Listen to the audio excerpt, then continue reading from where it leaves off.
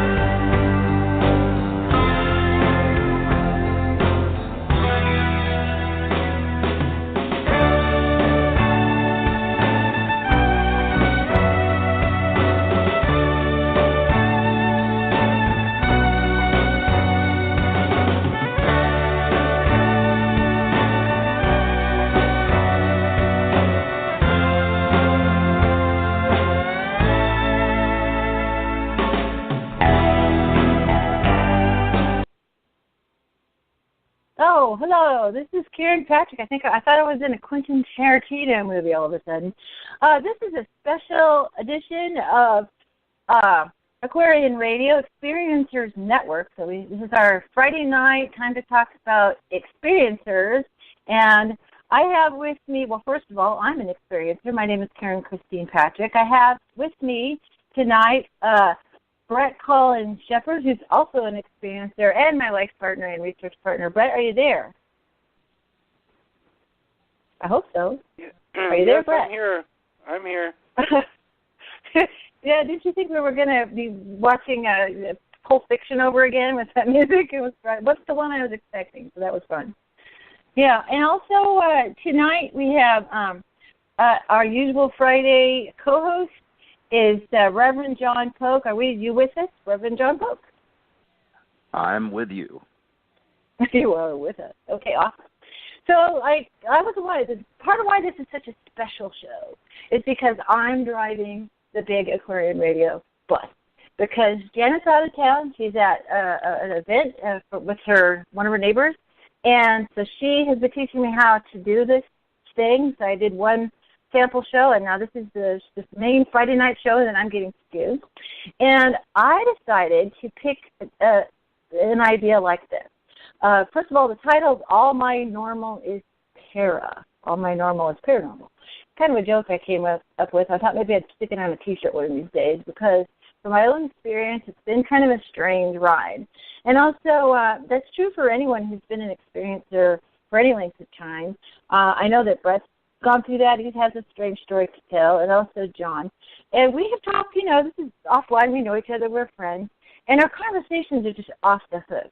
That's true of any time I talk to Janet or TJ or all of these different experiencers.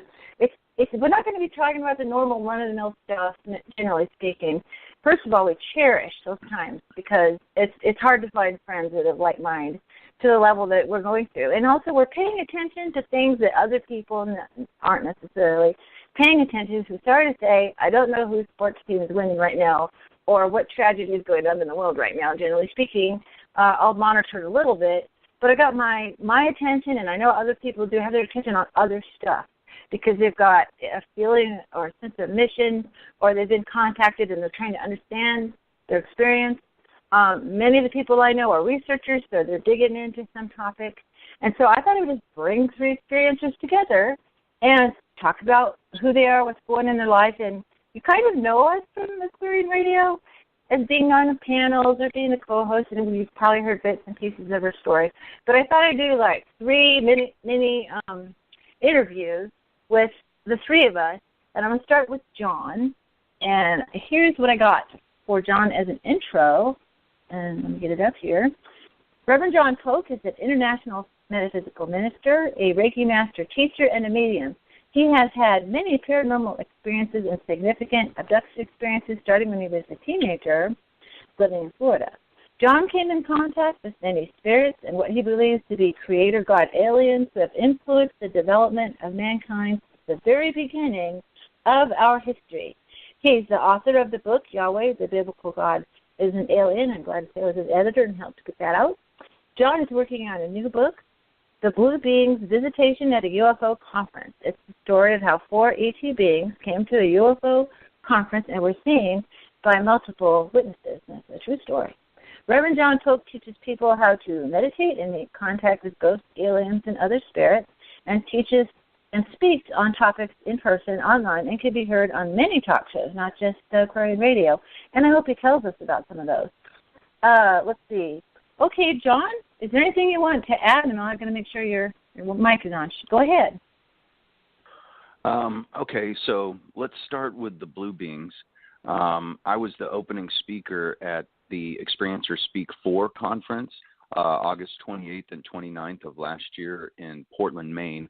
And Audrey Hewins, who is the founder of Starborn Ford International Experiencer Speak UFO conferences, she asked me personally if I would be the opening speaker because she knew that I would take a spiritual angle and slant at the whole proposition of being the opening speaker to try and create a social milieu, an atmosphere of supernatural and spirituality. And I did that, so I came up with the concept, well, let's do a guided meditation, prayer, and seance to see if we can provoke some anomalous activity in the room, whether it was an interdimensional being, an extra-dimensional, an ultra-terrestrial, an angel, because I don't like to use the word ghost. Ghost implies something negative, an angel, and or a straight-up extraterrestrial. And I had all 79 people, most of which were experiencers. We held hands. We did a breathing regimen. We cleared our chakras through what you call a chimney sweep.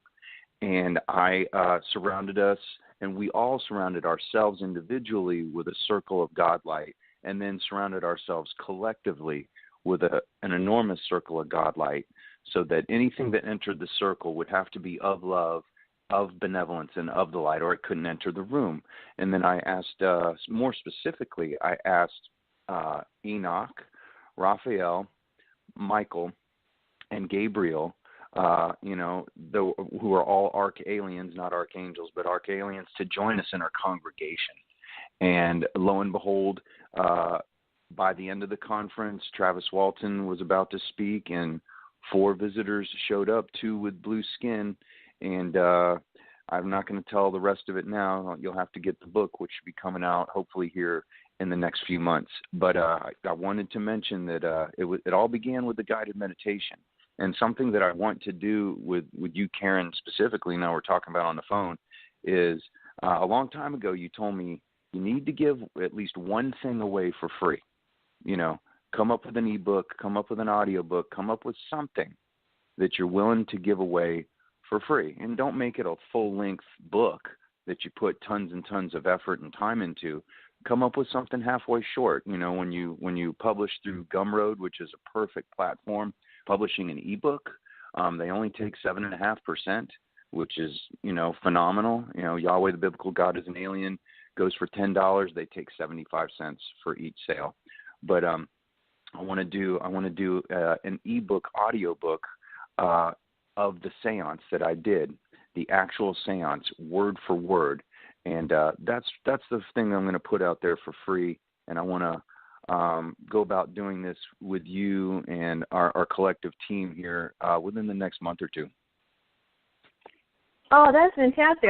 In fact, I was even going to just ask you to tell us more about the chimney sweep thing, because I know when I have a lot going on, I'm a kind of a sensitive, empathic person, and I feel that every so often I need to do something like that, just kind of get settled and centered and kind of let loose of the energies that I may have inadvertently took on with people or even with other beings. So that's going to be fantastic to have an actual, recording of it with someone on their own time frame and in the privacy of their home that can just listen to that. And oh my gosh, to my feeling, your what you did, that guided meditation, was highly effective. I don't think people, sometimes we maybe say a prayer or do a meditation or have, send out an expectation or intention, and we don't expect such a dramatic return. And man, the arrival of these beings was a very dramatic return that still become like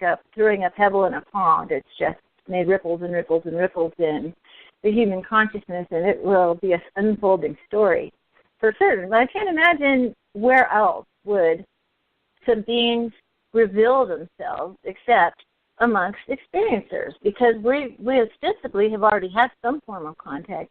We've had to get over our fears, our EBGBs, our misconceptions, our human, ideas of things to understand our contact experiences. So, I would expect they already have been. I've heard several speakers say you have, extraterrestrials sitting amongst you in the audience, and people look around trying to figure out who it is.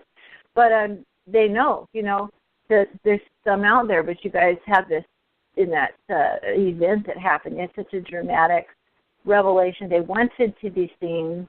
They made the scene, as it were. So that book's coming out. We're working on it. We've had quite a few interviews about it around. What I also kind of wanted to get into with you also is, a lot of times we talk about event-oriented things as experiencers, or I saw the UFO, or this thing happened to me. But there's kind of this day-to-day aspect of being an experiencer where you live your everyday life, but it's not quite the same pattern, it seems, as other people seem to be living, or even very different from the way you used to live your everyday life. And I just kind of wanted to delve into the philosophical aspects of it, because as we found out interviewing Ray Hernandez recently, that one of the side effects or observations about experiencers is it profoundly changes their personal philosophy, their spiritual views. And if you could go into that a little bit. Okay, so to go back and not quote directly Ray Hernandez, but try and reverbalize some of the basic tenets and objectives with his presentation, which I thought he did a masterful job. One thing that he wanted to make abundantly clear is that there is such a negative perception of the experiences that experiencers actually go through. And it's a false, it's a whole false facade that the popular media and television pulls over our eyes that we have to see through. And it's really unfair to experiencers that are actually having positive experiences. But they did this, as you know, this comprehensive study, a longitudinal study with 4 different phases. I believe that Karen, Janet, and we both did the first 2 phases, have yet to do phases 3 and 4. But what it clearly demonstrated is that after you've had X amount of experiences, sometimes, and it's fairly common that sometimes the very first ones are not all that pleasing to the senses. Often I think that they're taking specimens, genetic material from us for whatever reasons. But once you get through that process, and I think I got through it when I was a teenager, after that they take you for other reasons. I think more for downloading the Akashic Record, teaching us, and your experiences are usually largely blanketed by screen memory, so you don't exactly remember what happened. It bleeds through into your conscious mind as you get older. But going back to what Ray was saying is that these experiences by experiencers, for the very most part, are positive. and it opens their body, mind, spirit to more of a loving kind of approach to life, more of a patient kind of approach to life and people, more open-minded, more spiritual, more connected to your spirit and your higher self. And the statistics were staggering, to the point where pretty much everything that dealt with what happens after, maybe a number of years of being an experiencer, for the very most part, anywhere from, I think, 70 to 90+% experiencers really enjoyed their experiences and learned from them so much, and their soul expanded exponentially within their own self-hierarchy and concentric lives. And I think that was perhaps the most important thing that I got out of listening to Ray Hernandez, and that was archived, so that was a week ago. If anybody wants to go back and listen to Ray, he's a great orator, and we can all learn a lot from him. I agree, Karen, and I back think to you. one of the, sorry, I had a mute button accident. I agree with what you're saying, and what surprised me too is it goes through all the questions is the definitiveness of it. So it's like strongly agree that their experience was a positive thing, many of them. Definitely, don't agree that the visitors are all negative. You know what I mean? Very strong opinions came out of that poll, which I thought was very interesting. And that's come up a lot in the research literature, saying how much it's even a concern of the government when they first started interviewing experiencers, how much they're, you take just someone with a typical maybe left-right conservative liberal belief system or religious belief system or something like that. And after a number of experiences, this person's personal philosophy shifted to larger issues, really, like the environment, planetary issues, why do we need war? And that was disturbing because, they kind of wanted to know what we were thinking. And if we changed that much after a few visits, that was disturbing to the government to notice that we, could have our ideas change so much by something they didn't really understand. So that's been a common thing, and I would agree so. I think differently and feel differently, and my philosophy is much different ever since I've been integrating my experience. I had experiences, I just was shoving them away. And finally, in 2000, when I first saw UFO, I was very kind of like the guy in Close Encounters. I was super fascinated with it. I was clipping articles and getting magazines. And then it just kind of made me scared because I did see that I would have to change my spiritual ideas and religious beliefs. That scared me, so I put it out of my mind for a very long time. This is not an uncommon thing with people. And it was later in my life that I decided, hey, I want to know about this. But I wasn't that same process. So like one thing we talked about is the day-to-day life as an experiencer. That we talked about, we're going to take that time to do meditation. For us, for me, I'll speak for myself. I don't imbibe a lot of broadcast media, television, radio. I kind of put that stuff, to the side to a certain extent because I've got something else I want to think about. I kind of have to unclutter your mind a little. A lot of people simplify their life, try not to be overwhelmed with stuff, You might rearrange your relationships with friends a little bit because you just don't want to be caught up in what they're talking about you can't relate to, And then there's activities. A lot of people I know begin meditation practices where they've never been interested in that before. A lot of people dig into one aspect of the big picture of exopolitics or UFO. They've got to know. There's this desire to know this about this particular aspect and become often experts at a particular aspect. So I was just wondering kind of like how much has your day-to-day life, kind of changed and your relationships with people. And, you develop relationships with invisible friends, right? Your guides and whatnot, kind of revert back to that stage, right? You have invisible friends and real relationships, in a sense, with other beings. And so if you could talk about that a little bit. Okay, well, after coming into direct contact with the Blue Beings at the Experiencer Speak 4 conference, which ironically was on the full moon, August 29th of last year, their their leader called himself Don. It's obvious that's not his name, but that's the name, his earth name that we could relate to best, because he straight up said he wouldn't be able to even pronounce my name, so just call me Don. But he has come to me time and time and time again in my thoughts, in my prayers, in my visions, in my downloads. Also, I know I've been taken multiple times after meeting them in person. I know that I've been taken by them prior to that event also.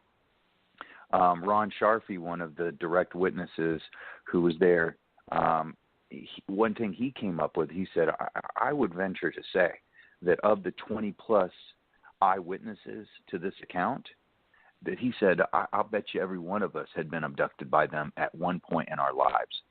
And that made a whole lot of sense to me. It absolutely did. So, a couple months removed, this happened in August of last year. So let's fast forward to November of last year. And in my front yard, I have huge evergreens, huge magnolia trees, just huge trees and bushes everywhere, where if I'm sitting on my front porch, you can't even really see me unless you're looking for me. So that being said, I don't have a very good vantage point of the sky, except pretty much directly over my head from the front porch.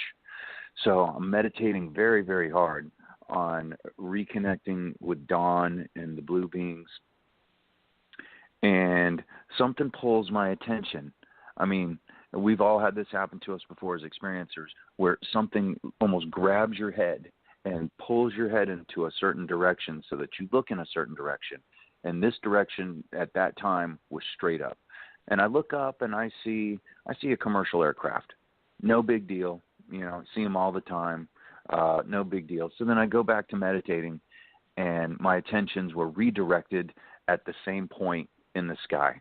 And now I see another craft making a beeline for this commercial airliner. And it's going at least probably 3 times as fast as the commercial airliner, which you figure is about 500 to 600 miles an hour. And I'm watching this, and it's getting closer, and it's getting closer, and it's getting closer, and it looks like it's going to make a mid-air collision, and that I'm going to be witness to, perhaps hundreds or more people dying in a mid-air collision pretty much right over where I live in Orlando, Florida. And at the very, very last second, that UFO, now that I know that what it is, did a 180-degree turn at the very last second and missed it and went in the opposite direction away from it. So then right there, I knew that was dawn or a manifestation of something to let me know that, yes, they are listening. They hear my prayers. They hear me telepathically when I send to them. I hear them telepathically when they send to me. And it's a communication that I probably have had most of my life and haven't really realized it. But now, it's come to fruition and more of a physical manifestation than ever before, since I was actually able to shake his hand and put my hand on his shoulder and talk to him. And when something like that happens to you, I've had things like that happen to me before when nobody was around. I am my only witness, which gives you very little to no credibility if you talk about it publicly. But this event is so landmark. It's just blowing my mind. It's just blowing my mind and will change my life forever. But funny that I was talking about that exact UFO sighting on a radio show that I'll leave nameless at this point. And they had a psychic medium on there, not Chris Medina, who we had on the show about a month ago, but another psychic medium named Chris. And I talked about this whole thing that happened. And he started talking about Lamont. And you could better describe the whole case scenario with Lamont than I can, Karen, if you want to talk about what happened in the article by George DeBuono. I was having a hard time trying to find that episode when you were talking. I was trying to catch it live, and I was having trouble getting on. And finally I got on just when you were finishing whatever you were saying, and then the psychic medium guy came on, and he started talking about this being named Lamont. Like that's the guy's name. You guys are calling him Don. This guy called him Lamont, and I just jotted that down. And then listened to the rest of the show, and then one of the other strange things that happened is that particular episode of that particular show completely disappeared on the internet. It never went to any kind of archive. And I guess the person that you had been on the show with completely did not know who you were or claimed to not know who you were. So it gets weirder and weirder and weirder. Oh, I know. The other thing was, I was just that same day looking at Facebook, like we do, and George LeBuono was talking about a being named Lamont, who was some kind of time-traveling being, who ostensibly there's a picture of him online in a very famous Nexus time period, and I don't know too much about the picture except that I did grab it off of his what he said, and the picture is right after or before. It's hard to tell.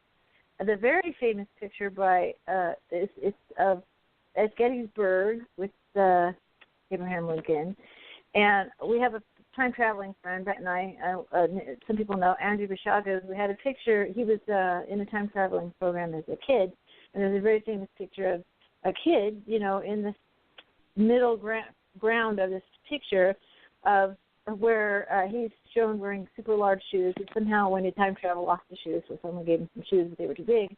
And there's that picture, and either just before that picture or just after, another photograph was taken with this right almost in the same spot that Andrew is. There's another being, and as best I can say is the being looks dressed like little Lord Fauntleroy, okay? I kid you not. He's got like a curly kerchief and sort of too short pants. But I didn't have the software to like zoom in on what he looks like, but his face looks wrong. It just looks like a gray alien, basically. It just does not look right, okay? George LeBuono posted this as a picture of this being named Lamont.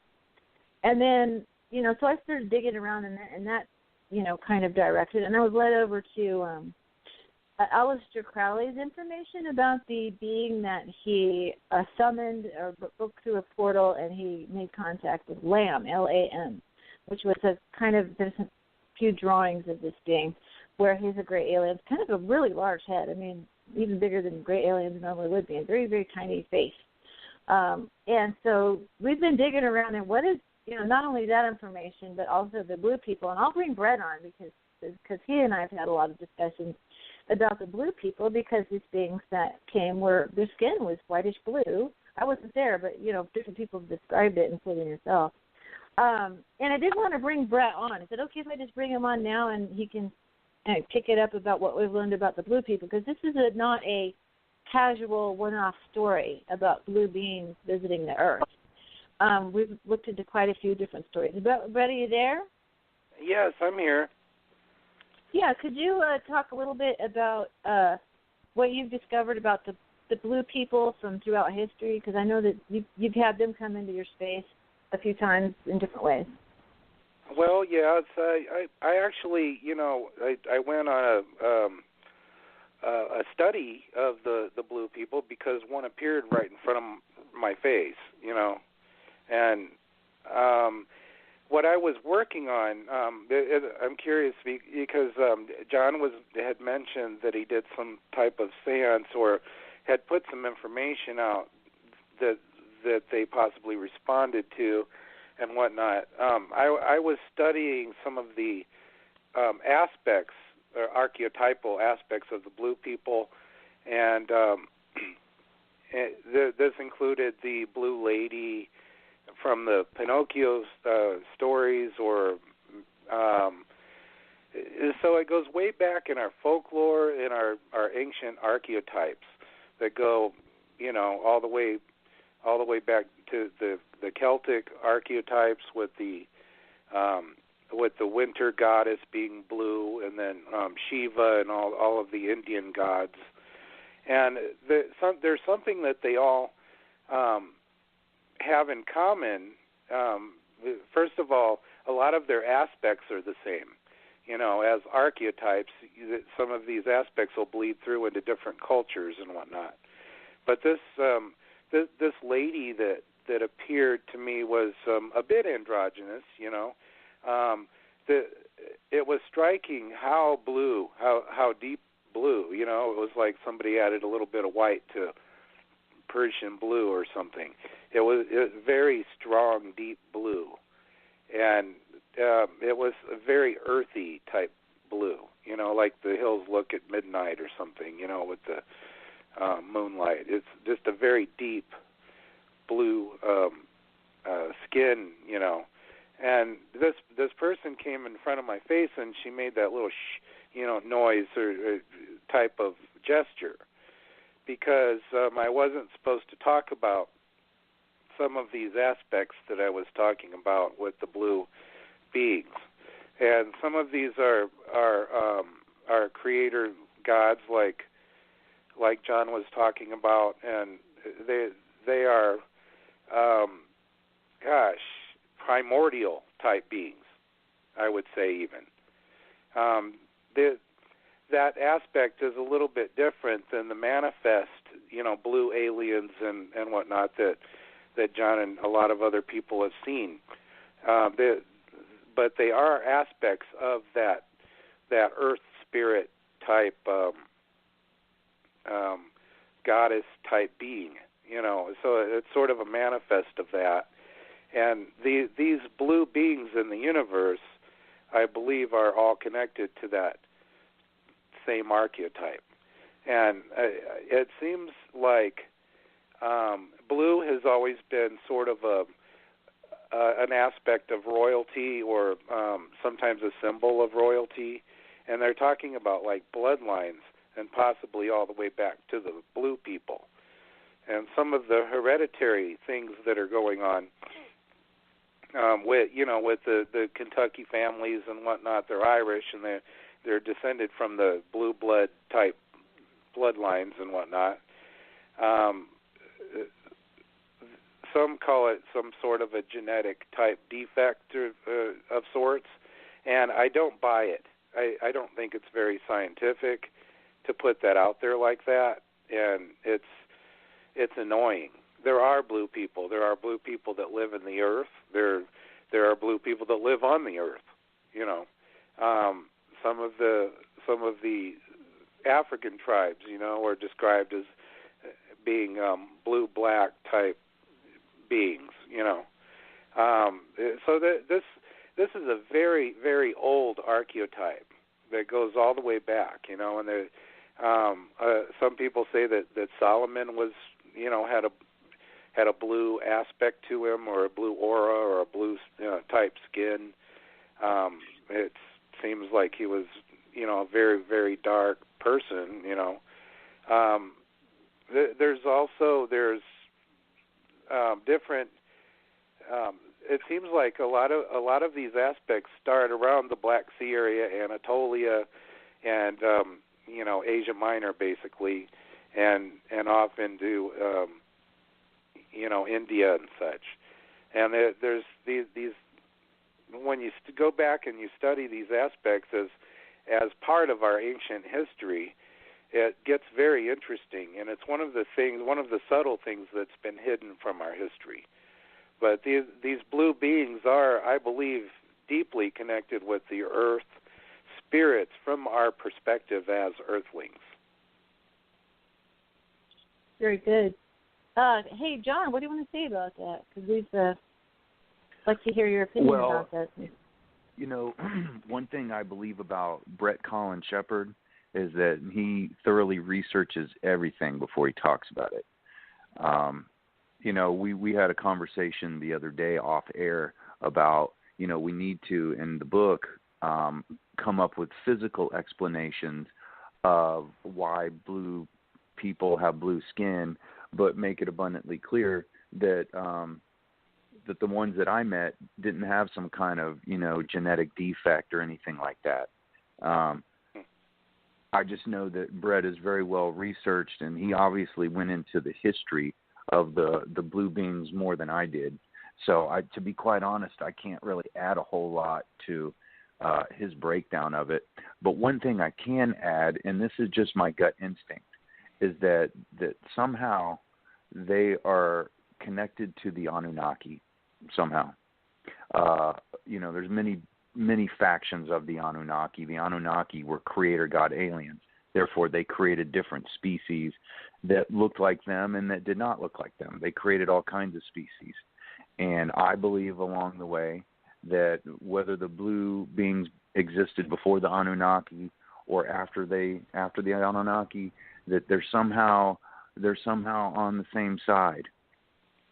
That I'm going to use the term Enochian magic. I believe that the leader of the blue beings that approached me, out of all 150 people at this conference, they walked up to me and started talking to me, that he in fact is Enoch, who was a Jesuit priest who was also the great-grandfather of Noah.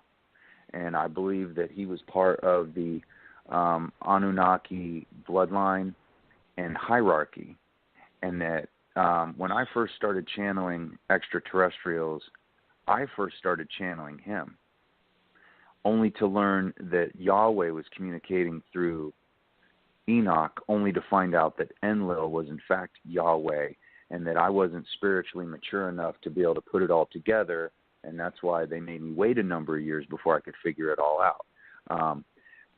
But I do believe that whether Don was Enoch or not, there's some kind of connection. It just resonates with me more and more the more I think about it. And there's a term called Enochian magic. And Enochian magic means doing the work of the gods. So I believe that when I conducted that seance, that a lot of the grassroots principles of what I did with the breathing and the chakras, surrounding each one of us with a circle of light, and collectively surrounding us with a circle of light, that those were old tenets in summoning the gods that were handed down to me subconsciously, and it ended up bleeding through into my consciousness and ended up being delivered during a presentation I did at that UFO conference, and that I was guided to do so. I was guided to do so within my own pantheon, within my own God, self, and soul, within my own hierarchy, but also the neighboring hierarchies and pantheons of gods that influence me, the soul family that I'm part of, the extraterrestrial ascended elders family that I'm a part of, that this was all premeditated, pre-orchestrated, and pre-calculated to bring about some form of soft disclosure. And, I've been on probably 50 radio shows or more since, not even including Aquarian Radio, since this happened back in August of last year. And I know it's my mission to talk about it. And the more I talk about it, the more attention it's getting. And then here's something interesting also, is that Lamont is somehow tied into this also. And that, interestingly enough, I was on Beyond the Strange with Les Johnson, who we've had on the show on Aquarian Radio, and Dave Cruz, who we've had on the show also, and Gigi or Brian Bressler. And interestingly enough, Les Johnson, who is also a co-producer for Jimmy Church's Fade to Black, he is an incredibly brilliant and thorough researcher, and he knew some of the story about Lamont. He did, and how it was connected to Lincoln. Oh, wow. I know. I didn't realize that anybody really knew that much about it, but apparently, he did. He knew about it, and it was nothing that I told him. It was based on his research. Bret is such a good researcher. He researched more of the history behind it, and I'm really going by more of what I'm feeling and receiving, downloads and through telepathy. But I believe we're all correct, and that it all goes into this big elaborate formula, which is supposed to yield an answer. I think there's many answers, and I think we're still figuring out what they are. Yeah, we're definitely not alone. The Hopi Indian tribe, over in the canyons, they are very familiar with the blue people. They're some of them still live with them in the caves and whatnot because they had to go underground after they came to our government with some proposals of peace. And those were not the gray aliens that came to our government for peace. Those The gray ones are the ones that are kind of tricksters, and they're doing some kind of weird stuff with the government. The blue ones gave us solutions for free energy and peace and all that, and our government said no way, no way. So that is another aspect of that story.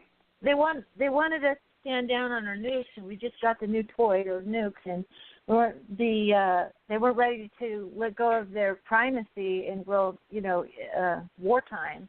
So yeah, here we are now with this Grenada Treaty, where we are the agreement was they would trickle out technology to our government to study and learn in exchange for being able to abduct some humans and study them, sort of like we do with animals, where we catch them and hit them with a tranquilizer dart and do all kinds of medical experiments and then release them back with a tag on them. That's kind of the feeling that it is, really, is that they're studying our species in order to help them. But what shocked the government, and is something that experiencers who are abductees have made note of, is the fact that there's so many of us who've been abducted. Generational abductions, where there's more than one, a family line has a great-grandfather, grandfather, parent, and child, all, being abducted at various times in their lives, and a lot of times they don't talk about it. When they do, they find out it was, a number of family members. Individuals who seem to be part of disclosure or part of, are to play some kind of part in history. It's much more widespread, and that is something that the Ray Hernandez Foundation for Research into Extraterrestrial Encounters, the free organization, is trying to pin down in terms of abductees, what they're experiencing, trying to get that pattern, trying to figure that out.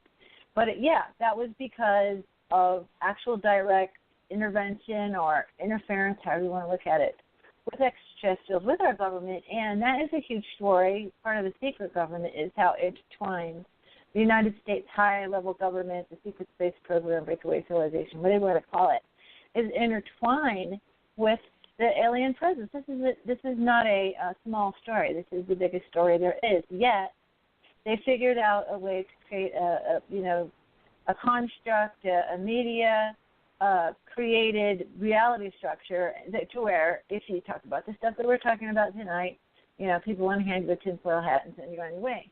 So it's like, this is a huge story, and I believe the experiencer movement, our boldness to come out and talk, is going to change everything. I need to, time-wise, change gears a little bit and introduce Bret Collins-Shepard, the researcher, who researches things thoroughly. John, thank you so much for that, and we're going to be real excited to get the book out and also hear more of the story. I don't think that we're going to hear the end of it for a long time, so thank you. And I'm going to go ahead. I'm going to go ahead and read the introduction I wrote for Bret Collins-Shepard. In 1982, Bret Collins-Shepard was 15 years of age and an aspiring art student when he was asked to stay after school with another art student and view a slideshow presentation of some very strange art.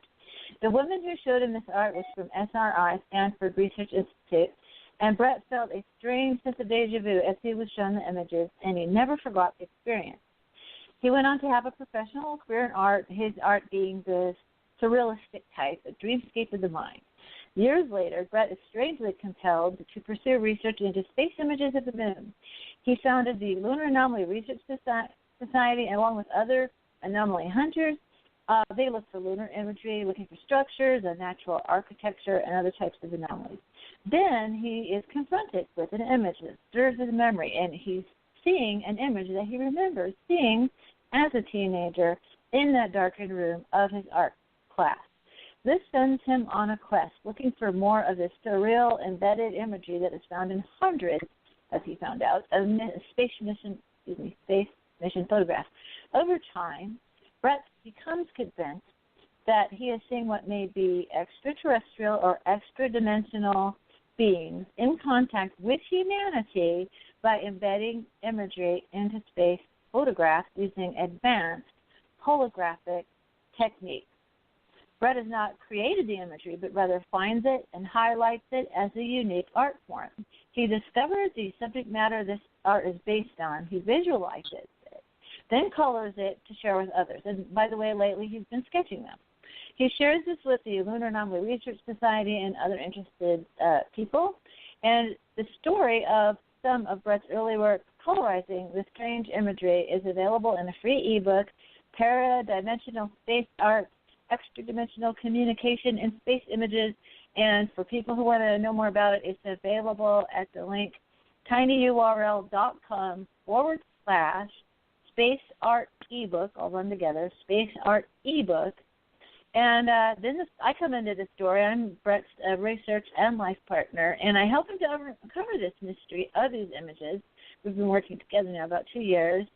And I was the one that suggested to Bret that he has been illustrating his own work that he saw that was made into the slideshow, sent back from this time, back to 1982, and that the collection of the images that he is colorizing might in fact be a body of work sent back in time, that he is the one. He has a time loop. He has a time anomaly in his life. And I have a group called the Earth Anomaly Research Society. We call those chronomalies. So, Bret, do you want to add any more to that introduction? No, that's very surreal to hear your story again, and there is so much going on with that imagery. It seems almost like it is like a graphic Akashic record is the only way to describe it. It tells a story. It's deeply, very, very deeply archetypal.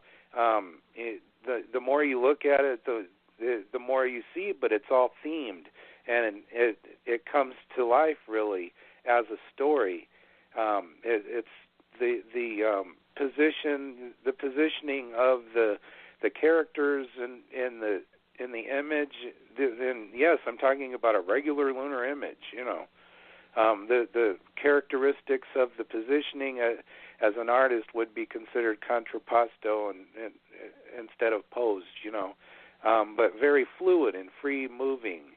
Some have called it pareidolia, but my argument against that particular term is it's a limited term, and it sort of means that you think you see something in the clouds, or it looks a bit like something, and some have analyzed it even further into some of the occult knowledge, and said that some of the Kabbalic type knowledge, and they've said that that it's the right side of the faces, and we're not meant to see the left side or something, and or it's not meant for us to see, and most of the pareidolia is like right sides of faces and animals and all this.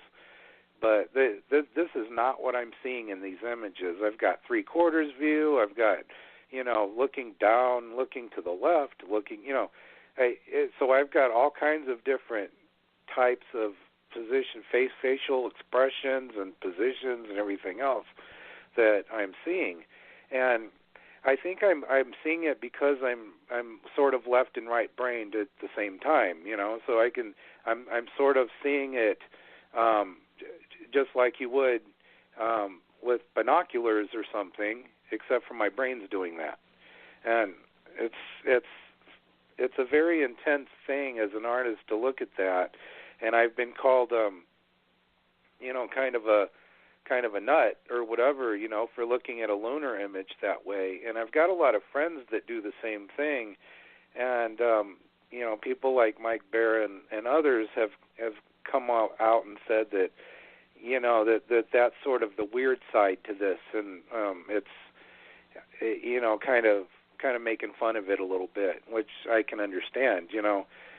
The thing is that it is an anomaly. It's just not the kind of anomaly that they're used to hearing about, because it's sort of a veneer over. It's like a digital Akashic graphic record, and it's a veneer over in 2 dimensions, basically, over a lunar image, which has the topography in the background, and this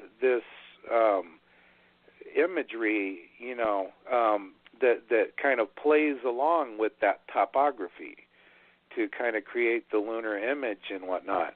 And the digital process involved in making these images, I believe that's when it happened, when they were putting them together digitally. Something happened with the computer, which is not human technology, and it almost seems like it took like a collective consciousness of everybody in ancient history and all kinds of stories and a bunch of human stuff, and it amalgamized them in a way into these images.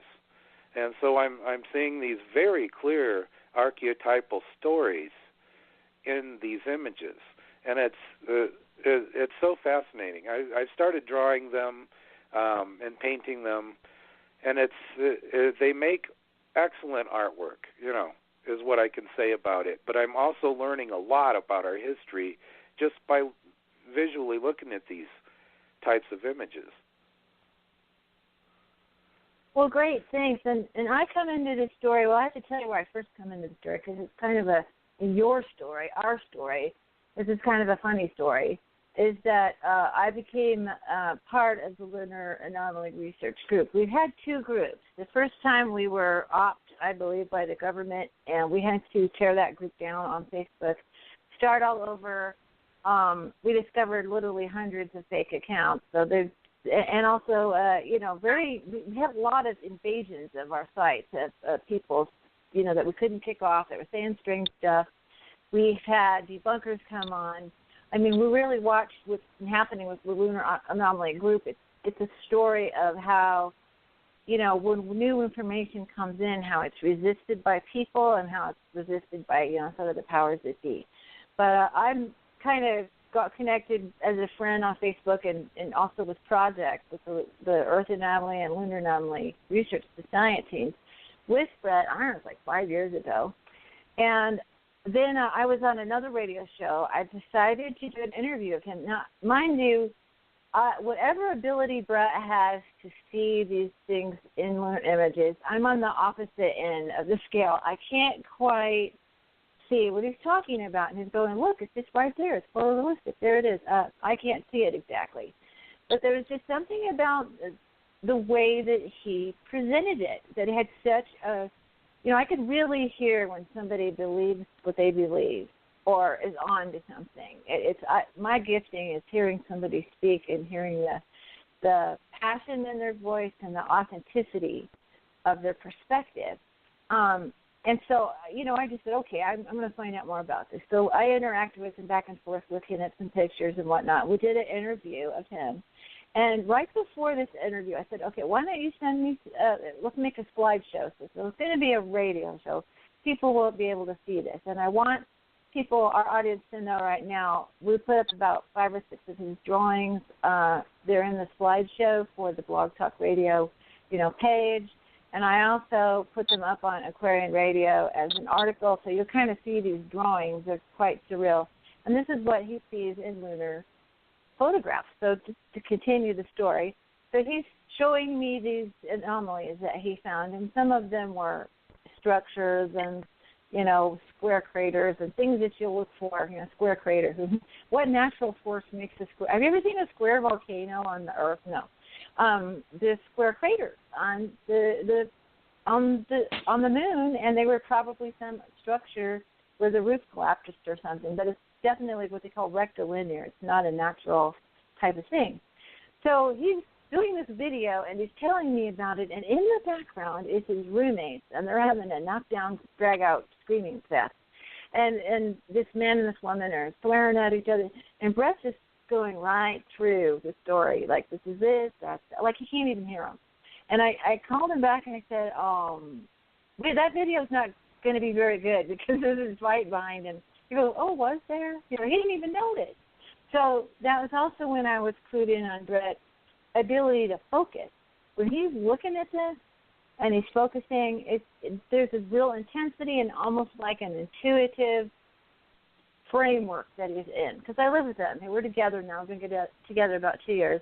And literally his eyes will change color, like get red, like he's been exposed to staring at light or something. So I came into the story a little bit later. So when I came to be with them, and he's now showing me these photographs and pointing them out, like here's the man and he's holding up the planet, and here's the lady, and now I'm starting to see it. So now I think I'm crazy too. But this is a far edge of anomaly hunting. So most people are looking for structures or temples or bases on the moon, and there's plenty of that, and that's a very exciting part of anomaly hunting.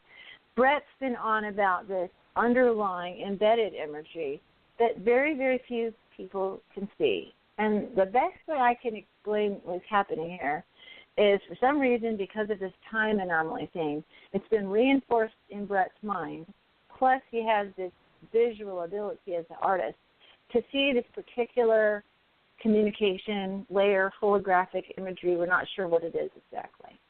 But we began to learn many, many adjunct types of information, and one of them was Rupert Sheldrake's morphogenetic field information.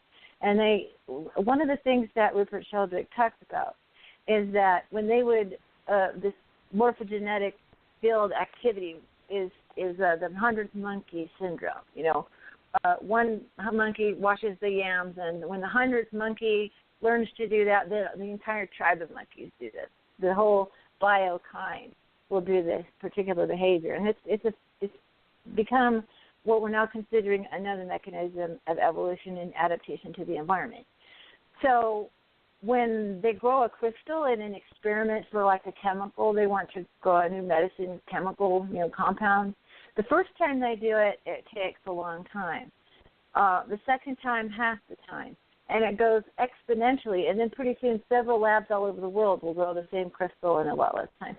So there's some kind of learning process that our universe underlying information thing has. So since Bret started revealing that he's seeing this other image is in these photographs, and they're themed, which is not what pareidolia would be like. If I looked up in the sky, I see a bunny rabbit cloud. I see a dragon cloud. But I wouldn't see, an entire group of dragons, or, it's usually not themed like that. So now I'm doing it. Now I'm looking over his shoulder. Now I'm finding this stuff. Now I see it. And like I said, I was visually impaired as a child, so I don't see things as quick. So I come into the story, and we have a couple of videos. I want you guys to write this down and look this up on YouTube. It's kind of a first foray that we did try to explain this. This is very hard to explain. We did one called All Hail Apollo, because Bret started finding, I don't want to say Greek mythology because it's not really correct. It's before Greek. It's the religion of the Greeks that happened before their time, that they continued the stories of. We started seeing all these images that he did in one particular frame of an Apollo image. Of course, Apollo being one of those legendary mythological characters. And then I was looking them up. So I'm saying, okay, who's that? So I started doing research. This is Apollo. That's, Cybele. That's Diana. That's, And then it got strange. I would be reading through a particular mythology, and then he would find the character right after I finished reading it. So we were guided somehow. We're stuck in the middle of a puzzle that we're trying to figure out and communicate to other people, because there's something important in this. In the very first images we took of space were radio images that were done in the 20s, 1920s. They did radiographic images as we passed close to Mars and got some kind of weird signal. That even had faces and images in it. It's like when we point instruments up in the sky, we are getting information. Even SETI is getting information, but it's the interpretation. We don't yet quite have the mindset to interpret what we're getting. But this is going to snowball. When we start realizing that every time we point an instrument out to space, we get information back, it's a matter of interpretation. That's a wonderful future, present from the galaxy to help validate experiencers who are already shifting into the frequencies of understanding. And that's something, John, if you could speak to, because I know you and I have talked about, frequencies and how to see stuff. If you could make a quick statement about that. perception? Well, yeah, absolutely. So everything vibrates at a certain frequency. We humans do. We have an energetic signature around our bodies, more specifically around and above our heads. But so does the ground that we walk on. So do trees. Animate and inanimate objects all vibrate at a certain frequency. The more higher evolved beings, for example, the extra dimensionals. Now here's a download I got once I got into the right vibration and frequency this afternoon. Extra dimensionals are onto-energetic and onto-bioenergetic beings that coexist within themselves on multiple dimensions simultaneously and have a conscious awareness of themselves in each of those dimensions. They can concentrate and channel their consciousness acutely in a given dimension over others if desired. I am an extra dimensional, as we all are within our own concentric, multidimensional lives, hierarchies, and omnipotent souls. And one thing that I try to teach people that have open dialogues with me on the phone or over the internet and Twitter is to teach them how to raise their vibration to a higher frequency. And when you learn how to do that, you can actually look into other realms and dimensions that you're not capable of looking into if you just vibrate at the nominal rate that we do here on the 3D Earth plane. We're not taught about these disciplines. These disciplines are taught at length in a lot of Eastern cultures. Reiki, I'm a Reiki master. The whole premise behind Reiki actually means Rei means universal spirit and Ki means energy.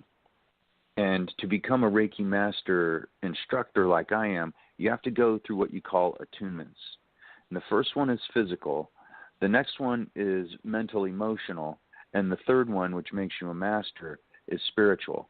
And all three of them will put you absolutely through the ringer. My Reiki master, she told me, she said, when you get your first attunement, when you get them all, just look out. But when you get your first one, if you have a bad back, you're probably going to throw out your back. If you have a bad knee, if you suffer from migraines, if you have bad feet, whatever physical ailment affects you the most, that's probably how it's going to manifest itself. So when I first got my first Reiki attunement, I threw my back out. And then I was about to go get my second Reiki attunement. She told me I should wait at least 21 days. On the 22nd day, I was going to go get a Reiki attunement number 2, and I threw my back out again. And I told her, and she said, you know what? You're still processing. You are still going through the attunement process where your vibration is still increasing to vibrate at a higher frequency. So until you can get there, you don't want your second attunement. I mean, you think your back is messed up enough. Imagine what's going to happen to you through the mental and emotional. And when I went through the mental and emotional, that one was easy for me. That one was very easy for me. But she said, now, when you become a master, you are going to vibrate at the highest possible frequency within your own self possible. And as you become more of a Reiki master, as you start to pass on Reiki healings and Reiki attunements, it will actually increase your vibration so that you vibrate at a higher frequency. And I tell you what, I've always been able to see ghosts my whole life, but when I became a Reiki master teacher and got that final attunement, I saw extraterrestrials in my home. I saw things I never, ever saw before because now I was able to vibrate at a higher frequency and be able to cohabitate with those energies that live in those realms, which were foreign to me before I went through those Reiki attunements. And anyway, it has changed my life. And we all know Lynn Hartram. She's a Reiki master in like 4 or 5 different Reiki disciplines. And she said the same thing that I did, is that, seeing ghosts was no big deal anymore. Now she sees extraterrestrials and UFOs where she never really did before to the clip that she is now. until she got those Reiki attunements. So everything in our body, mind, spirit, Trinity that exists within all of us really all goes back to vibration and frequency. Yeah, and awareness and perception. Go ahead, Bret. Their cities are built in another dimension, which they can see are absolutely beautiful. Architecture that's done with anti-gravity processes and all kinds of stuff. And the people that live there in that other dimension that's right on top of ours, it's right on ours, which is occasionally why we see the shining ones, is what they used to call them. These beings, that are energy and light, and I believe that they're spiritually like the caretakers of Earth, in that sense, and I believe that we occasionally see them, especially like John was saying, when our vibration is higher and our frequency is higher. I think we can see that the other side of the veil, which is what they used to call it in Ireland. These aspects of Earth are so important, and yes, they are extraterrestrial. At one time, there was no Earth here; it was just all energy. There was nothing here, So everyone is an extraterrestrial, and the thing that the blue beings, that they really want to stick with the human psyche is to be who and what we really actually are. And that's to say not who we are inside of our bodies, but what's running the machine, what's running the body. That's who we are. And we are deeply connected to, what some people call heaven or some people call whatever. It's the other dimensions that are built right on top of ours. And they throughout the centuries, they've had names for these beings. And they are nothing more than just us without a body. Hey, Bret, I wanted to ask you a little bit more because your perception, as I've gotten to know you, to me your perception is built on a couple of aspects of you. One is your artistic perception, which seems to run like in a big frequency range, But some of it is your growing up experiences. You had a very unusual childhood, I would say. And also you've taken the time, and not a lot of people have, to go into your ancestral, information.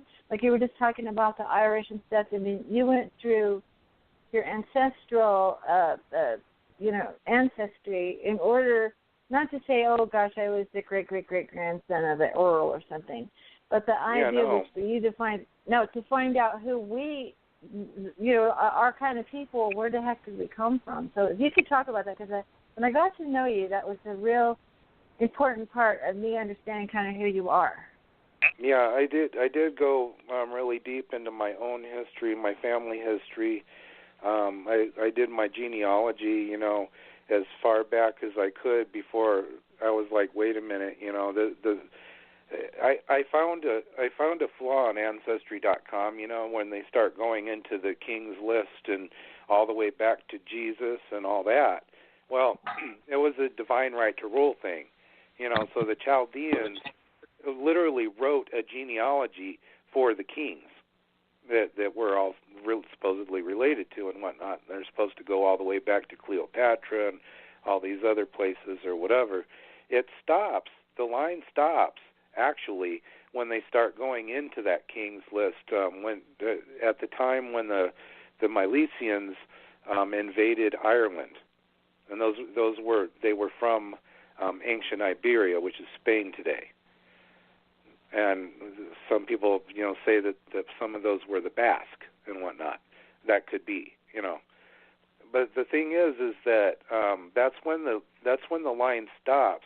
And what a lot of people mistakenly do is they don't follow the maternal line, because that's who you really are. That's where you get your genetic information from. you know, and what I'm talking about when I say genetics is just the crappy material or whatever, you know, that's passed down and we're made from. But the mitochondrial DNA, that's the one that goes way back. But it's very, very difficult to find the mothers because they keep changing their names or marrying and their names change. You know, so it's very difficult to find your maternal line. And I found it all the way back to the Milesians. Past that, I don't know, because it started getting really bogus, you know, going into the direction of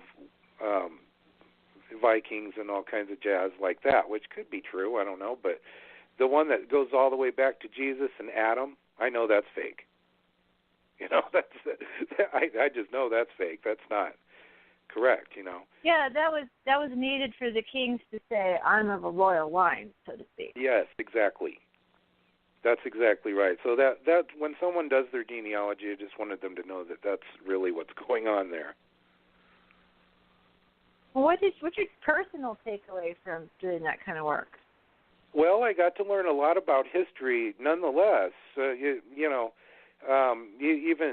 though my ego was kind of smashed to bits or whatever when I started getting to that King's List, I was like, I see what's going on here. But when I studied all of these people in ancient history, it led me to some very peculiar directions, you know, especially with the Chaldeans in Iraq and whatnot, and Anatolia. That's where they're really from, before they even moved to Samaria. So they migrated, you know, from the Black Sea area down into the Fertile Crescent. And a lot of people, they don't realize that. They think, basically the Garden of Eden was in the Fertile Crescent in Iraq, which isn't the truth at all. In fact, there were lots of people before that. And they basically came and they survived a flood from the Black Sea area, and this was during the Hyperborean age, you know. And when I say that, people start thinking automatically cavemen and no technology, just a bunch of long-haired, you know, hippie, monkey cave people, you know, running around trying to survive and light fires and stuff like that. That was not the case. Actually, there was a strong Vincan culture that was along the Danube River. There were the Beakers, and these people, they were not primitive cave-type dwelling people. At one time, they came out of what they called the underworld because of I would guess because of the Ice Age, you know. But they came out of the caves and out of the underworld, which they, you know, when they saw the light at the end of the cave or the tunnel or whatever, they called that the light. They called that heaven, you know. So when they were coming literally out of the underworld, they thought they were going to heaven, you know. And so a lot of people, when they die, they see a light, and you know they describe this. They describe exactly the same thing as the people coming out of the caves for the first time, seeing that bright sunlight, is what they're describing. Now that part of us that's alien has nothing to do with the material aspect of our genetics, no matter how far back we go. One thing it does have to do with, I wanted to mention to John the link between the blue people and the Anunnaki. Robert Morning's guy describes that very well, and there is a link in the Terra Papers. But, really? Oh, yes. Okay, that's good to know. Oh, yeah. And, you know, that genetic aspect of what people are obsessed with, you know, whether they're Rh negative and they're related to reptiles or something that lives on the ground, that none of that matters to who and what we are. Like the blue people were describing, you know, we're not this thing, you know, that was manifest on Earth, as special as that is, you know. This is basically a spacesuit. And when we come into this body, we are aliens coming into this body. into the material that our mothers and fathers and ancestors had made. That's all I wanted to say about that. Yeah, this is, I have to say, this is our household. These are the conversations that Bret and I get into, and John and I talk. I mean, this is what I love about experiencers, to really try to track down meaning, trying to their own life, meaning of their own experiences, what we're learning about history. When you kind of turn off the machine, kind of get out of the matrix and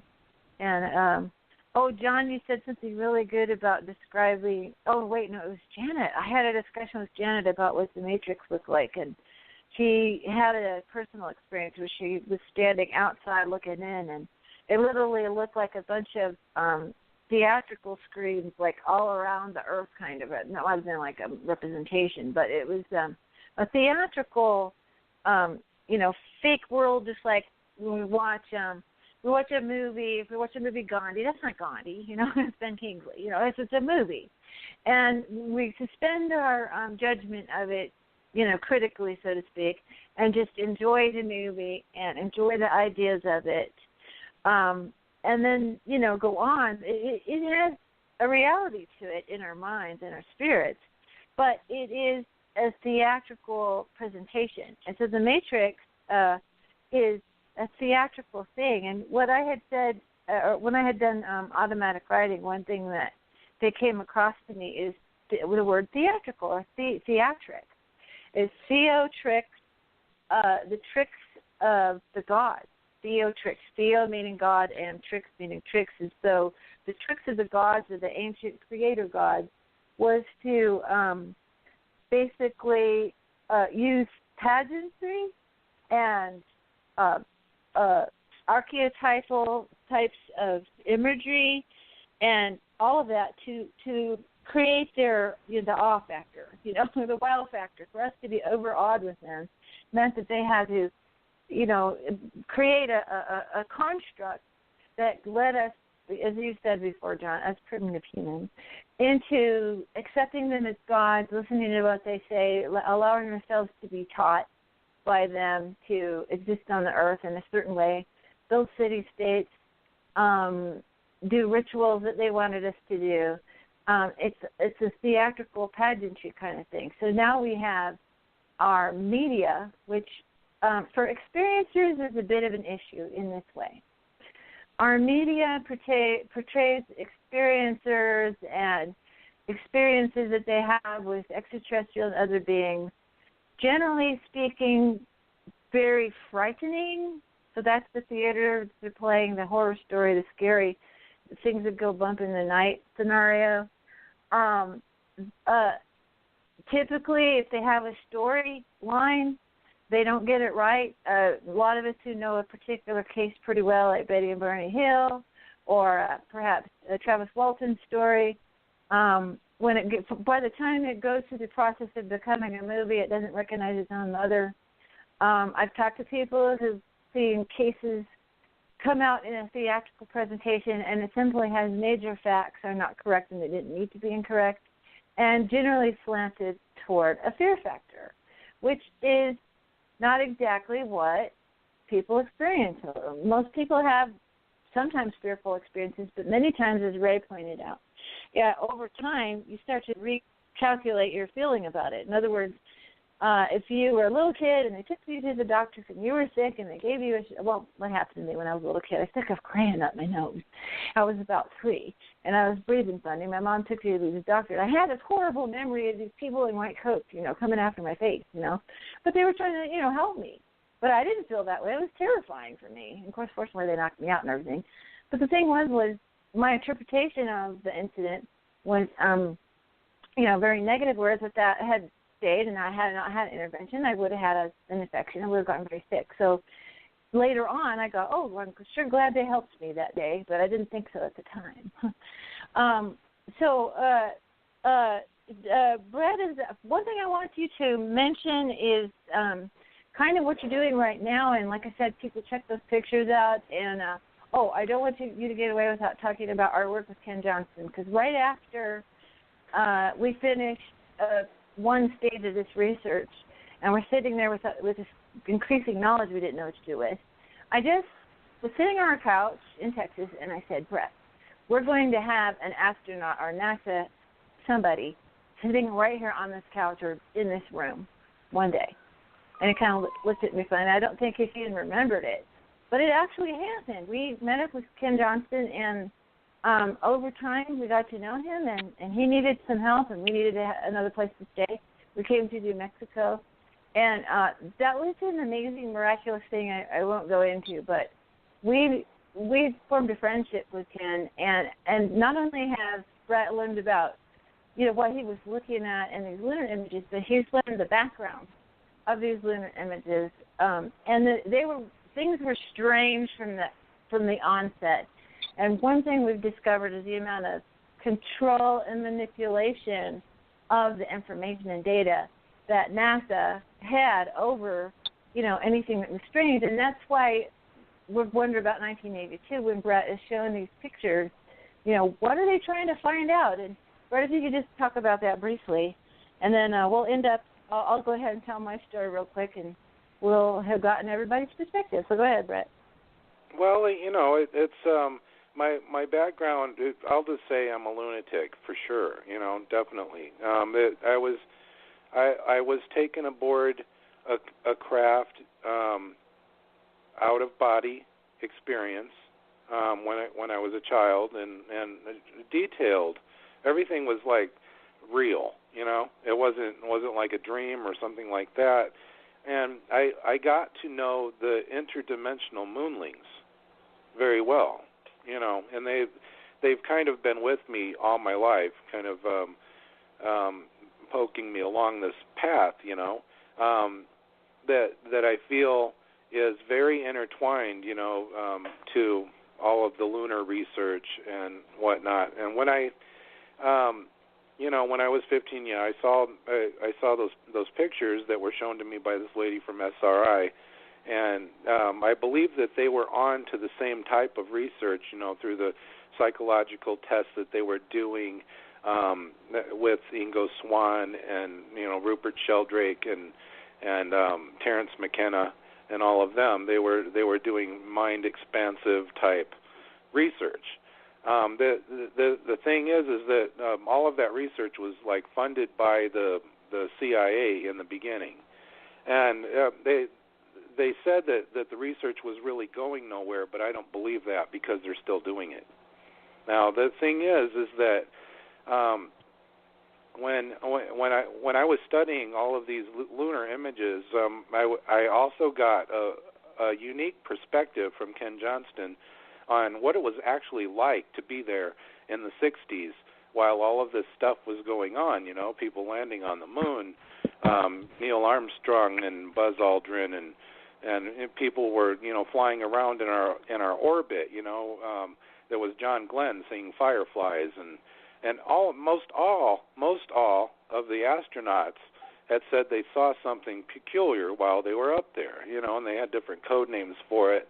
Because of the Brookings report, they were not allowed to tell the public about UFOs or aliens, alien bases, anything like that they might see that signifies that there's life other than on our Earth. And the reason why is because of socioeconomic and religious type reasons. Their construct they feel would fall apart. And when they talk about the end of the world, it's, of course, attached to a religious aspect of that. All religion and politics and our social matrix was entirely created, in that regard. And the extraterrestrials, they came down and or came out of the earth, because some of them are still here, according to the Hopi Indians. They had stuck around because they're deeply concerned about our end time type philosophies or whatever. But what it really signifies is the beginning and end of a cycle. And according to the Hopis, that's the end of this cycle. One of the signs of it is the blue people coming back. Now, and that's very shocking and interesting that John said talked about his story with the blue people. So that's, to me, there's something deep going on, and it's signifying an end of this cycle. It's not the end of the world. It's just the end of this cycle. There's also the solar cycles, but we don't have to worry about that for a long time. Basically, the last time a solar cycle happened, we left Venus to come to Earth because Venus got too hot. It's one of very simple thing there. And when the Earth, the Earth got too hot at one time, and we're talking about millennia ago. When the Earth was actually molten and got hot. I believe that we went to the moon or we went to Mars. So there's a lot going on that we're not told about as far as space travel, as far as even our existence here on Earth and what it means to the universe. It means a great deal. It is a garden. It has a garden aspect to it, and we have just about every living thing from the universe, or a signifying type of that existence, right here on Earth. We've got a million types of different bugs. We've got a million types of different fish, and some of them are translucent and shiny blue, and they make sci-fi movies about them, and the abyss and all these other things. We have water beings, we have water entities, we have everything that they described in Greek myth right here on Earth. And the Greeks and Romans got their religion, and all of their ideas were based on the Hyperborean, Pelagian, Romanian myths. And that's something that's very important to know, because around that time was the end of a cycle, so to speak, the end of the Ice Age. And it's something that wasn't that happened because the solar cycle was low. A lot of people blame it on global warming and all these other aspects that are supposed to be our fault. Well, what happened in the last Ice Age? Did we have a carbon footprint? Should we have killed off a bunch of people so that we didn't breathe carbon dioxide? As suggested by, Bill Gates from Microsoft. What happened back then had nothing to do with any of that. It had to do with the solar cycle, and it was quite cool, and it's why the Earth was very cool. And around that time, I believe that right before that, they started moving from Venus, and they came here to Earth to settle. And one of the people that came here from Venus, that told us a little bit about the history that they don't tell anybody, was the Valiant Thor person. I don't believe that's his real name. I doubt it. The Stranger at the Pentagon. The Stranger at the Pentagon. Well, yeah. Frank Strangus, wrote about that, but he had this Christian overlaying, aspect to it or whatever that was kind of a turnoff, And I believe the incident happened, but I don't believe Frank Strangus's analysis of that at all. I think this person being, came just like the blue people came and offered peace and technology in a way that we could live here on Earth without war. That's what I believe. Yeah, one thing that seems to be the message often from benevolent type beings is, like the crop circles. This might be indicating ways to have free energy, to have energy sources that are not harmful to the planet, like nuclear and oil. And there's some beings that want to help us, but you can't help somebody that won't help themselves and won't pay attention. So we're in that crossroads of coming to the, what do you call it, results of an experiment with oil as our mainline fuel. Results of the experiment with nuclear, which is pretty bad when you look at the Fukushima problem. So yeah, this is a common thing that people say when they are experiencers. They talk about that the beings have contacted them and said, look, there could be a better way to live. And Nikola Tesla, which some people believe was from Venus, was from Croatia. At least his body was, but maybe his mind was a visitor. And he and many other inventors have tried to bring those technologies to humanity and have been thwarted at least up till now. So as we're changing cycles, hopefully we're going to get more intelligent about our use of energy and want to have peace and see the point of it and not continue to use what was given to us probably for our good, but has been weaponized. So, yeah, this is why I think the experiencer phenomenon has been heating up.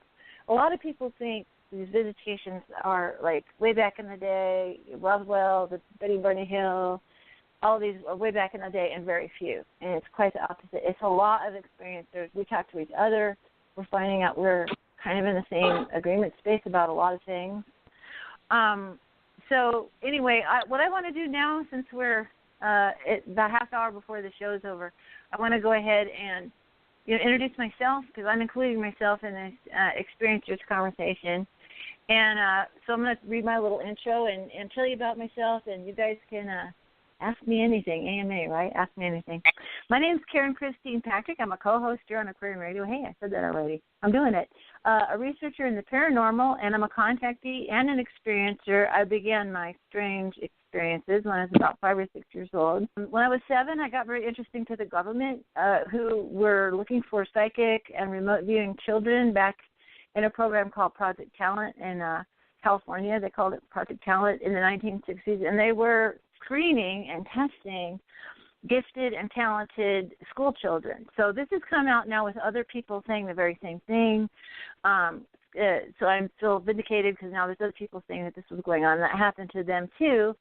I was tested and screened, and then there was an intervention, I believe a divine intervention, to keep me from being in those programs directly. So I ended up just living my life, but always having extra information coming to me, a lot of strange experiences. I put them out of my mind. My belief system didn't really let me entertain that too much. But when I finally kind of opened that door, I realized that part of why they were interested in me was I had abilities in remote viewing, telepathic contact with many types of beings, being able to access information in the morphogenetic field or the Akashic record, and channeling being automatic writing. And then I've been on an acceleration. I've been put through school, more or less. One of the things that's happened to me is going to sleep and then waking up extra tired because I feel like I've been somewhere all night. And I know some of you relate to that. Having downloads of information that you weren't asking for, like I didn't want to know that. Why do I need to know what propulsion of a UFO is, And I've actually had downloads in images, almost like movies. Sometimes I've had downloads that were like three-dimensional class, like you would be inside a projection that would be showing you, aspects of the galaxy, the underlying construct of the universe, which is energetic. It's not what we're talking about right now with our particle physics, concept that we so adore as humans. And what happened after a relatively long dormant period that I pushed away this information, I did have a major UFO sighting in 1979. In 2009, I was in a life situation where I had lots of headspace to pursue all this and say, okay, I need to know more about this. And I began receiving telepathic messages, or at least acknowledging that I was receiving them, from a soul collective. I call them all guides, or I call them the Joyous. That's the name they gave me, the Joyous, to kind of like. And I started writing, automatic writing. I didn't know what I was writing at all until now. Until after 2012, I started to see the pattern of them telling me what it's like in other mature galactic societies versus the games we play on Earth, which are not exactly a mature way of handling things. The aforementioned energy paradigm, for instance. And I also talked about, obviously when there's a galaxy full of all kinds of beings, possibly several kinds of federations, trading organization, they obviously have to be doing some kind of monetary system or exchange system. And the Earth exchange system is based on fiat currency and debt.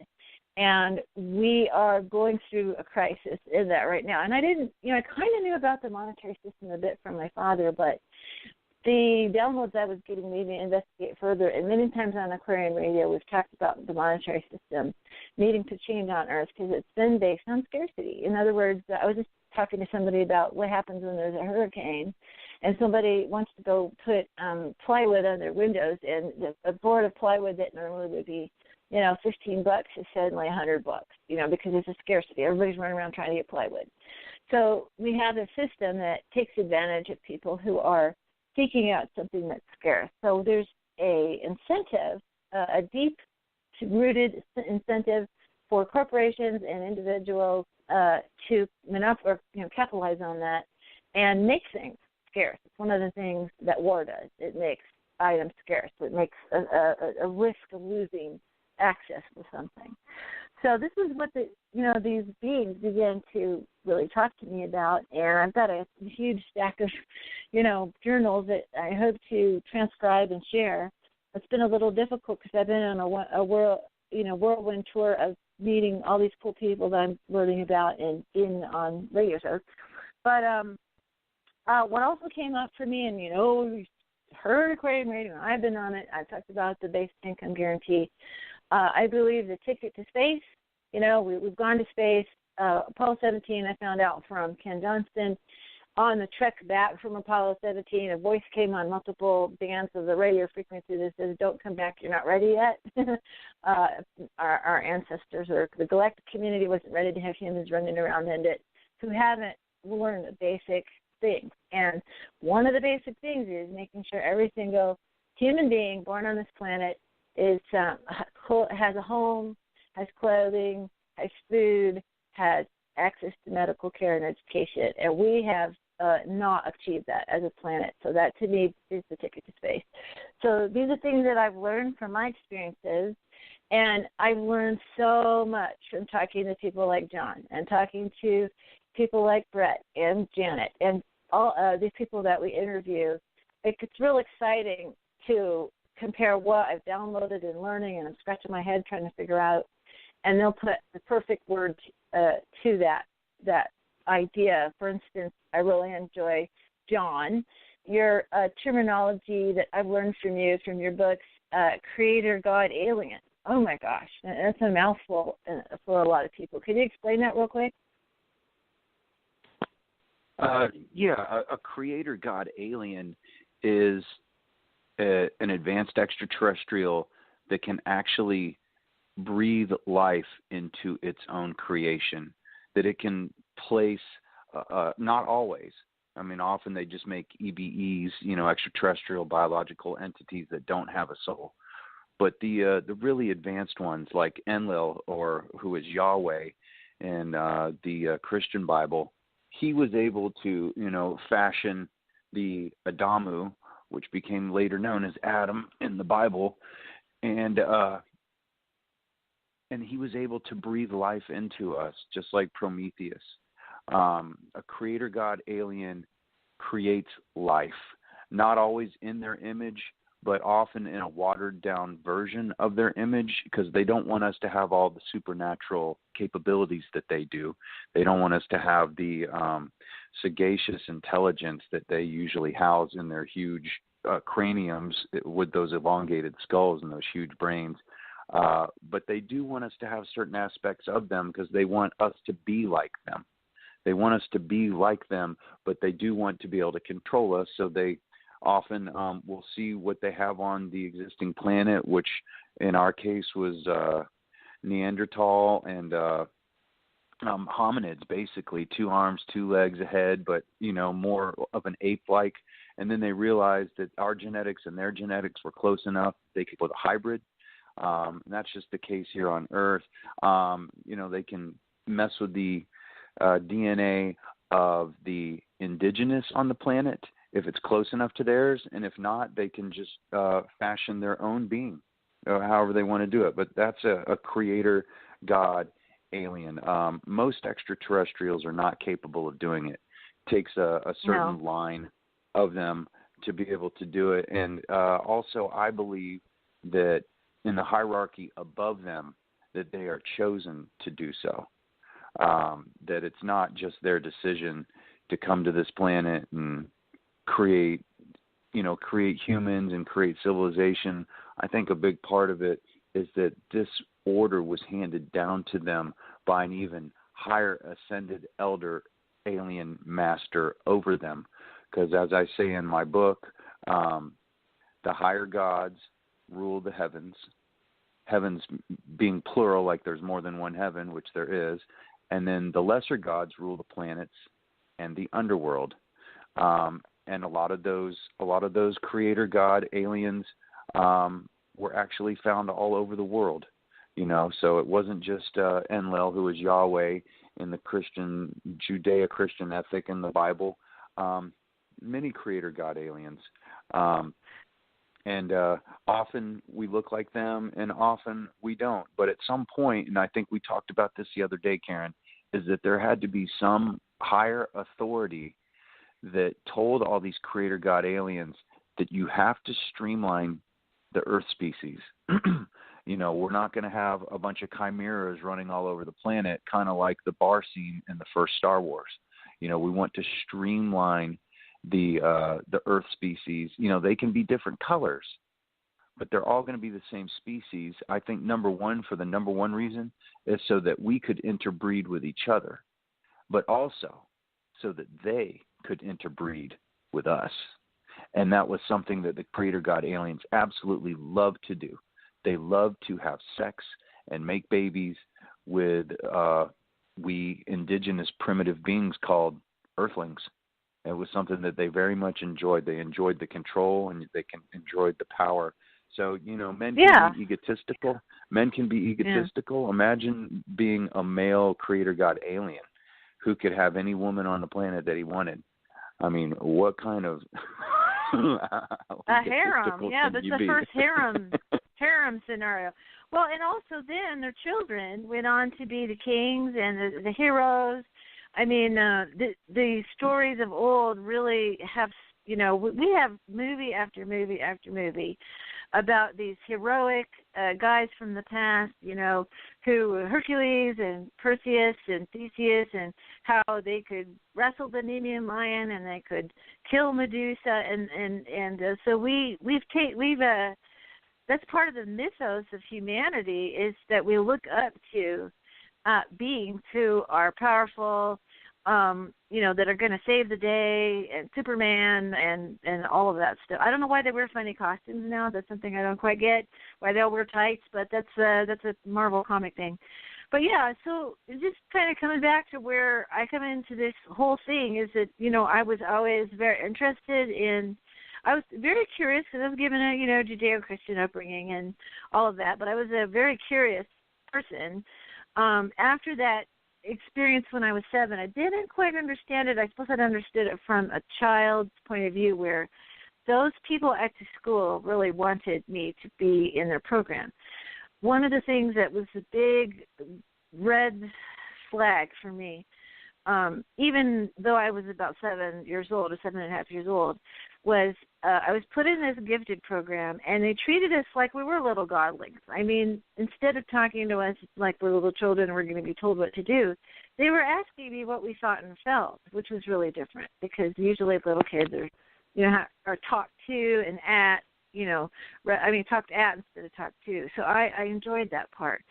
But I got the feeling they wanted something from us, and I started to get suspicious, and I was kind of clamming up because I got a psychological hit that, hey, why are they so nice? What's up with these people? What do they want from us? And there was a battle, in a sense, between when I told my parents what was going on at the school, they got kind of upset. One event that pretty much took the cake was I was taken into the vice principal's office, which I was such a good little compliant child. I thought, oh my gosh, what did I do? I'm in big trouble. I'm in the vice principal's office. And the vice principal wasn't there. Instead, there was this man And he had kind of a ill-fitting tweed suit. I got the feeling that if he stepped outside, he'd probably smoke a pipe. I mean, he looked like a professor, basically. And I got that feeling. And he was kind of cloyingly nice, kind of sickly sweet nice to me, right? And he proceeded to give me what I later recognized was a full psychological profile. So he's asking me all kinds of psychological type testing and questions. He had me do some pencil tests, and he had me look at an ink blot test.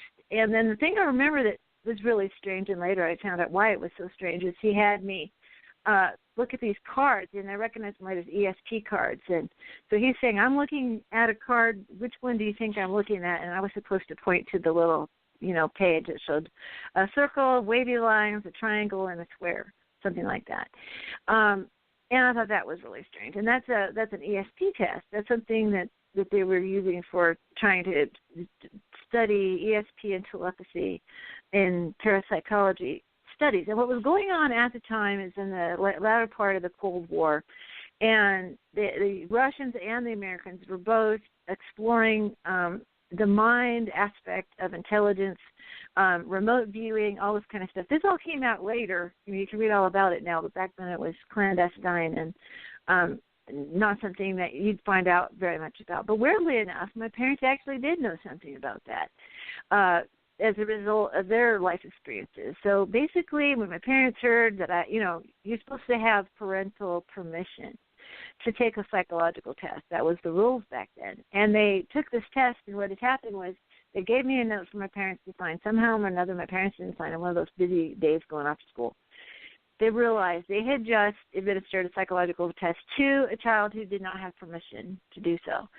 So, it's kind of like, a bunch of activity around me happened. And as a kid, I just viewed it as the grown-ups were fighting about me in some way that I didn't quite understand. But eventually my parents took me out of that school and put me in a different school. But I always saw that from a parent's point of view. Then a couple of years ago, I had to be the caregiver for my mother. She had an illness, and my guides told me, please talk to your mom about that period of time. Boy, was I glad that I did, because by that time my mother had thought more about the event. She gave me the adult perspective, other aspects that were going on besides that, and I put it together with what I learned about, like, some things with the Monarch program. Some people know about that, super soldier programs and whatnot. And now, I know they were trying to recruit me, but they didn't get me. My parents moved me out of the situation. But something clicked, and so that's when the downloading started. Of course, I didn't know what that was. But I started getting lots of information. I started telling my family that, but I was freaking them out. Like, how would a little child know XYZ, about that thing? And I realized that a little child wasn't supposed to know that information, so I just shut up. And I know a lot of people find that out. They don't know. The naiveness says, oh, what's going on? I'm going to talk about this. And the parents tell them to shut up. I've known children to say, people who were children who grew up a little bit older, they said to their parents, oh, I saw a UFO in our backyard, and they've been, like, physically punished and ostracized from the family. And, oh, my gosh, experiencers really go through hell if they try to tell their family what they've been through, unless someone in their family has also been through it. So that hopefully is changing with what we're doing today, talking about our experiences and sharing, how this is very much part of our everyday, driving our philosophy and wanting to learn more. And so, that's the main reason why I'm on this show doing this, why I've got you guys, talking, why we're interacting with each other and doing projects, because I think the Experiencers movement is the ticket to space and the way of the future. I don't, we're going through an election season, and it's very obvious to me that if the next president closure within the first 21 days of their presidency, absolutely half the people would not believe it just because it was the wrong party. If it was a Democratic president, the Republicans wouldn't believe it, and if it was a Republican president, the Democrats would not believe. So, and if the military-industrial complex does disclosure, they're going to swing it in such a way that it's going to be a half-truth, I think. It's going to be whatever keeps them feeling in control. But I want to get with you guys. I mean, what is your feeling about the experiencer movement and the fact that all three of us were in a very long period of time when there was almost nobody to talk to, nowhere to say this, and now suddenly this gate has opened. We'll start with you, John. What's happening is shows like Ancient Aliens, NASA's Unexplained Files, Uncovering Aliens. You remember in my parenthetical citations and my sources in my first book, Yahweh, the Biblical God as an Alien, there are more and more shows coming out all the time. And to me, that's a form of soft disclosure in itself. The reawakening of the X-Files. The first episode in particular was really good. It went and talked about, Roswell and things with some of the presidents of the United States and abductions and the MyLabs and stuff. And this is stuff that we all know all about. We've researched it for years. It was nothing new to us. But the fact that it was on television, on the X-Files, that they brought the X-Files back, tremendous ratings. That has helped ushering in the experiencers movement. And I believe that since, there's 6 ruling families that control most of the media, 80 ruling families that control 99% of the money in the world, that they are being pressured to allow this information to leak, to allow it to come out in the form of just a TV show, which is something sensationalized, or at least, the American public thinks it's something sensationalized and that it could be true, but it's fun to think about. That's starting to become more of a fact than it is mythos and legend. And people like myself, there's more and more of us that are coming out. Social media is the perfect platform for experiencers to talk about their experiences. They can use a pseudonym. They can remain anonymous. They can be anybody they want to be on the internet. But then they can tell their story, and it's liberating. It makes them feel better about themselves. It makes them feel better about what's happening to them, and it enables them to open up more and more. And so I'm not much of a Facebooker because I cannot use the name Reverend John Polk. I don't want anybody to know that John Polk is into extraterrestrials because it will crush my career. So that is definitely a legitimate fear that I do have. But on Twitter, I go by Reverend Polk. And I use a picture of Wolf Spirit, which is the name of my ministry, Wolf Spirit Ministries. You see an Indian elder spirit over a wolf, and that's the picture that I use. And through that conduit, through that medium, I can be Reverend John Polk, the International Metaphysical Minister, who is an abductee and has been an experiencer his whole life. And more people like myself are feeling liberated, usually because of the internet. You can find any answer that you want on the internet. You can find so much information to prove that extraterrestrials exist on the internet, and you can find just as much information on the internet to disprove in the existence of extraterrestrials. But anyway, the internet, I think, has been an absolute perfect tool and instrument for experiencers like all of us and anybody that would listen to this program, because more than likely they're an experiencer too, to let them know that, you don't even have to use your real name. You can start to tell your stories. And eventually those people that are using a pseudonym or another identity online will eventually use their own name. They're going to eventually not care anymore. And I'm at the point, you told me a long time ago, you said, people are going to find out. People close to you, people that you don't want to find out, they're going to find out. And I told you, when that bridge creates itself, then I'll cross it. I'll lose my ability to make money doing entertainment in the town I live in. But at that point of my life, I really think that I won't care anymore. That it'll be so out in the open that it won't be able to hurt me anymore. And I just hold on to that, and I remain confident that everything's going to unfold exactly the way that it's supposed to, and I'm not going to fail. We experiencers are not going to fail. We will persevere, and we will be the majority instead of the minority. And these days are coming. I mean, they're right under our nose. It's happening more and more every day. all this seismic activity. We've begun a new epoch. Like Bret said, it wasn't the end of anything. It wasn't the destruction of the earth. It's the beginning of a new cycle. And this is a huge part of that new cycle, and we are all a part of it. Oh, wow. Well said, John.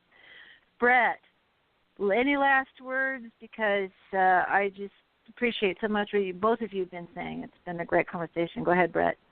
Oh, it's overwhelming. So I'm looking at like one lunar orbiter image, okay? Just one. And you were talking about primordial gods or creator gods earlier. And just in this one image, I get Ether, Chaos, Chronos, Erebus, Eros, Gaia, Hemera, Nyx, Oceanus, Quira, Pontus, Thalassa, Uranus, and I'm getting all the Olympians, all the Titans, all the beasts that were created by Demeter, all the giants, heroes. All of this is in one lunar orbiter image. So it's that theme. Really? Yes. Wow. And, I've looked at other lunar orbiter images, and every single one of them have a different theme. And they're huge images. One of them is loaded with just Pinocchio stuff in the land of toys. Just loaded. And, these are old folklores going back, or esoteric knowledge, or occult knowledge, things that were hidden from us. This is all in there, and like I said, I believe it got passed through the digital process. I believe that interdimensionals or extraterrestrials are doing it. I really do, because NASA doesn't have time. I don't care if they all wear magic hats and shake hands under their cloaks, or I don't care what they do. I really don't. But the thing is I know that this is too much of a complexity to be pareidolia or something that NASA even created.